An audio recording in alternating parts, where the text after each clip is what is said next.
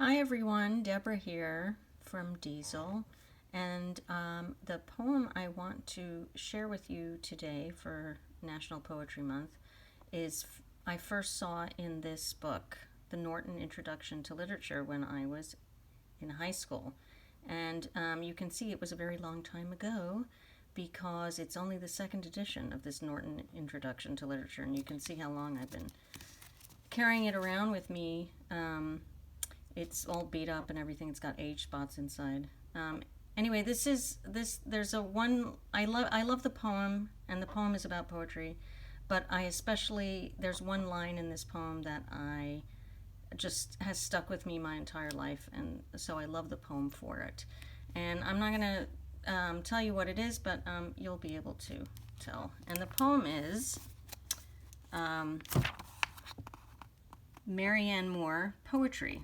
Poetry is the name of the poem, and the poet is Marianne Moore. I, too, dislike it. There are things that are important beyond all this fiddle. Reading it, however, with perfect contempt for it, one discovers in it, after all, a place for the genuine. Hands that can grasp, eyes that can dilate, hair that can rise, if it must.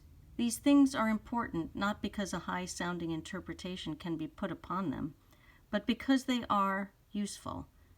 When they become so derivative as to become unintelligible, the same thing may be said for all of us, that we do not admire what we cannot understand, the bat holding on upside down, or in quest of something to eat, elephants pushing, a wild horse taking a roll, a tireless wolf under a tree, the immovable critic twitching his skin like a horse that feels a flea, the baseball fan, the statistician, nor is it valid to discriminate against business documents and school books.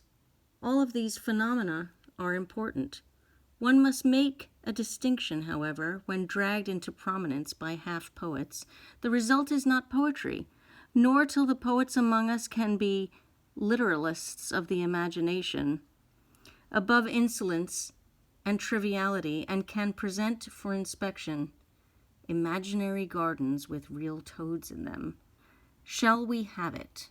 In the meantime, if you demand on the one hand the raw material of poetry in all its rawness, and that which is on the other hand genuine, you are interested in poetry. Marianne Moore, Poetry.